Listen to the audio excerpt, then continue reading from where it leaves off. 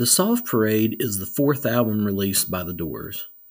It marked a jazzy approach to the Doors' psychedelic sound they pioneered on their first three albums. This album is filled with horns as well as orchestral arrangements. This is often viewed as the weak link of the Jim Morrison-led era of the band. It was panned by critics, and I don't know why. This is a great album, and this is another case where I'm not sure if critics ever really listened to the album. We start off with the track Tell All the People. Penned by guitarist Robbie Krieger, this track speaks about revolution during the tumultuous 60s. It's got horns blaring, and Morrison really belts out the vocal, especially toward the end. It has a lot going on, which I think puts off listeners who are used to the Doors' basic four-man sound. It's a great track. Next we have the song Touch Me. Released as a single, it's a beautiful love song. The organ of Ray Manzarek takes the lead. Morrison sounds very heartfelt on this song, and he sounds like he believes in the lyrics. John Densmore's drums really are showcased with all the different drum phrases he uses. Fantastic songwriting with amazing orchestration. Next we have the track Shaman's Blues. Begins with a great blues riff followed by Robbie introducing his signature slide guitar.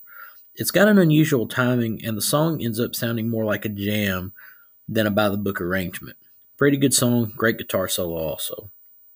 Next we have the track Do It. Another unusual song in the Doors catalog. It has a cool sounding guitar riff, a weaker track but still solid. Next we have the track Easy Ride. A really quick blues number. Nothing really a note because it just goes by so quick. Next we have the song Wild Child. The song that sounds the most like the Doors' previous albums.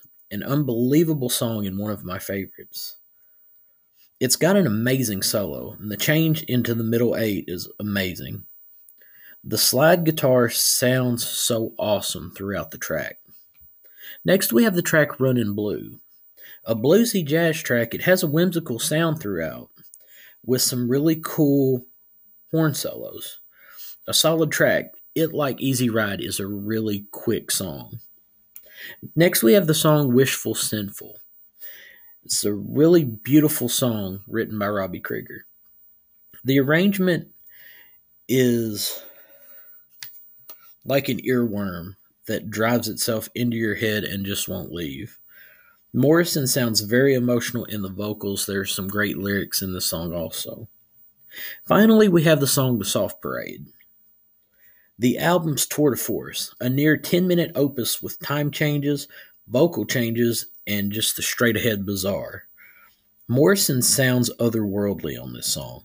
The band show how tight they are, and because they never go out of time, which says a lot with all the changes.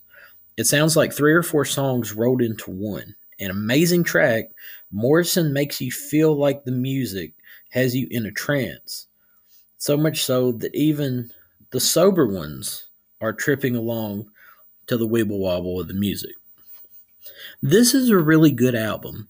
If you can find them, there are live versions of Tell All the People, Wishful, Sinful, and The Soft Parade from a show called PBS Critique. I prefer the live versions to the album versions. If these 3 songs were released like that without the horns, it would be seen as one of the Doors' finest albums. Don't get me wrong, I like the album overall, but hearing the songs live in a different format definitely make me like the songs more, but I think the songs are strong enough to stand on their own with the album versions. The Doors would move more toward blues on the follow-up Morrison Hotel, which would lead to their classic final album, L.A. Woman. If you're into the Doors and are fans of jazz, you will fucking love this album. If you don't like jazz, it may be harder to take in. However, one cannot disagree with the fact that the lyrics and arrangements on this album are stellar. Give it a chance before you disrespect it. The defense rests.